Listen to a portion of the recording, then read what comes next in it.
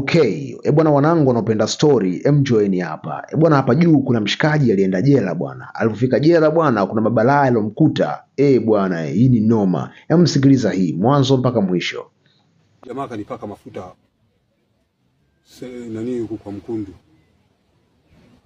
Unaona venye alinipaka kwa mafuta? Akaniambia hii mafuta venye nakupaka ndio hii kitu yangu iingie kwa urahisi. Sasa nikashindwa huyu jamaa anatakaje mimi na mimi. Akanitoa nguo. Nikapiga nduru, hakuna mwenye alinisaidia hata mmoja. Kwani alikuwa na nguvu aje ungeweza kumpiga ama? Jamaa tujaribu kupambana na yeye kwa nguvu jamaa yenyewe juu akona watu wake hapo akanishinda. Ikabidi tu mimi nikubali. Paka sasa mgongo yangu hapa nyuma kwa mgongo nasikiaga uchungu paka wa leo. Na sijui ni nini. Saa zingine mimi nashikagwa tu, yani nikishikwa na haja kubwa ni kunyamba tu ovyo ovyo bila mpango. Unaona bwana? Na kutoka hiyo siku alirudia tena ama ilikuwa tu hiyo siku?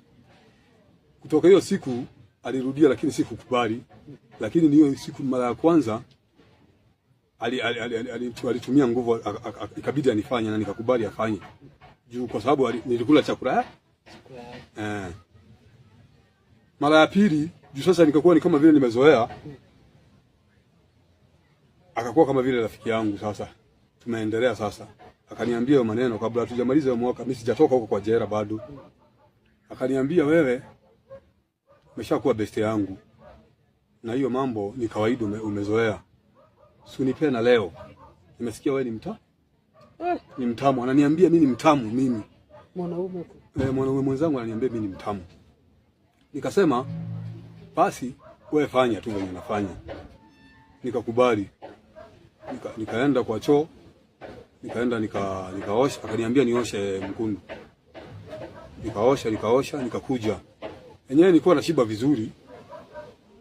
Akanipatia chakula ingine, nikakula.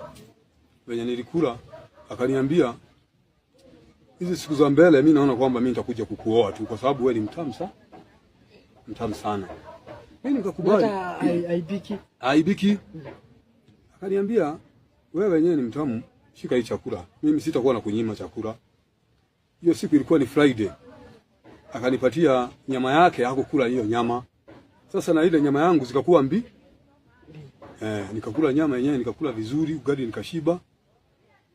Yeye akae njaa yeye akukula. Akanipatia chakula yote nikule. Unaona? Venye nilikula yenyewe nikasikia nimeshiba. Sasa wakati mimi nimemaliza huo mwaka ikabidi nitoke huko kwa jela sasa.